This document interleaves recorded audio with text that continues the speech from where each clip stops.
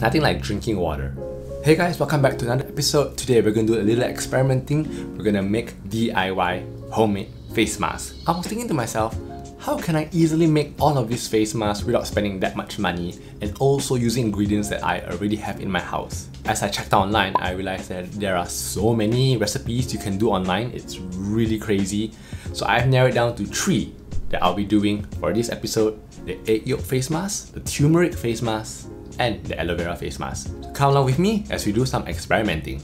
The first one that I tried was the egg yolk face mask. Now you must be thinking this is very strange because raw eggs don't really have a nice impression on people, but egg yolk is very high in vitamin A and contains retinoids, which helps skin shedding, helps regulate the amount of skin produced, and also stops pores from clogging. For this, we're gonna need 1 teaspoon of honey and 1 teaspoon of olive oil.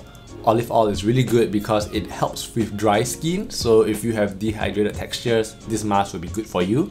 1 egg yolk, stir them together and you get this really gloopy yellow consistency. Now before you apply, make sure your face is washed and properly cleaned. I try to apply as much as I can and finish the amount all over my face, not to miss any corners. Just spread it out easily. The texture is really easy to apply. After that, leave it on for 15 to 30 minutes to dry. I realized that when it dries, it's not so sticky to touch anymore. Like I can see it forms a layer of film over my face. Although it has a yellow tinge, don't worry guys, it doesn't stay. Now rinse it off properly with warm water and pat your face dry with a towel. Ta-da! This is the result of using the egg yolk mask. My skin looks a little bit dewy, a little bit luminous and smooth. Personally, I like the effect of honey and olive oil because it makes my skin very nice and hydrated. Especially the olive oil has such a moisturizing effect. However, I did not really like the egg yolk smell. It was a little bit pungent for me and sometimes it made me feel like gagging just a little bit. In my opinion, I think the mask works quite well. It makes my face a little bit more moisturized. However, I don't think I'll be doing it again because it's quite pungent and inconvenient with the raw eggs.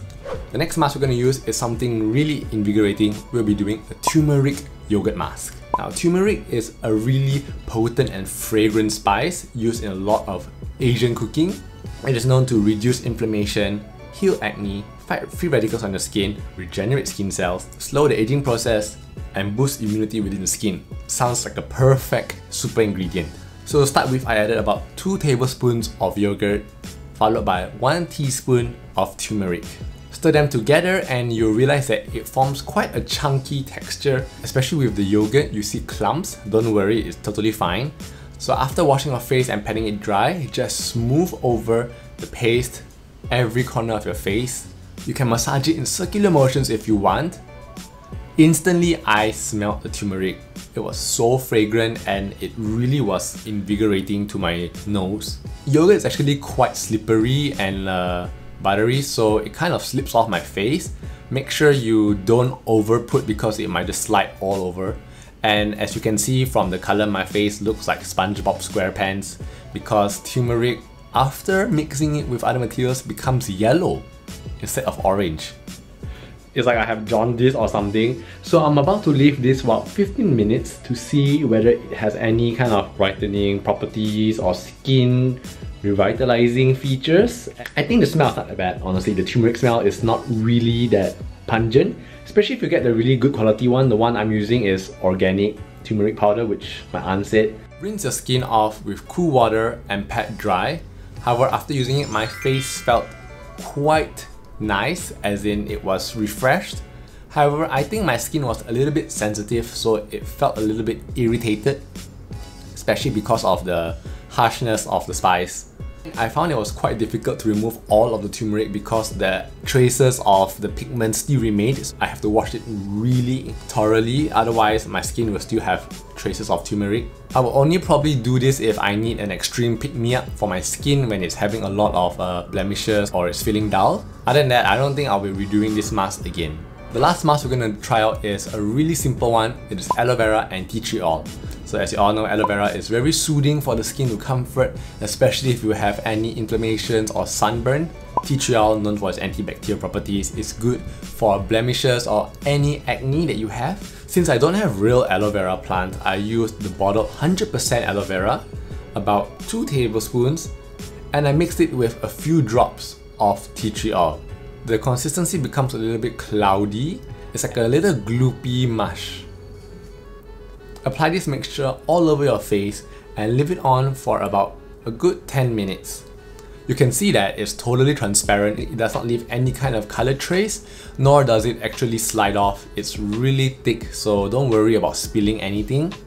Immediately, I can feel my skin was really cool and soothed, and the tea tree oil gave my skin a little bit tingling feeling.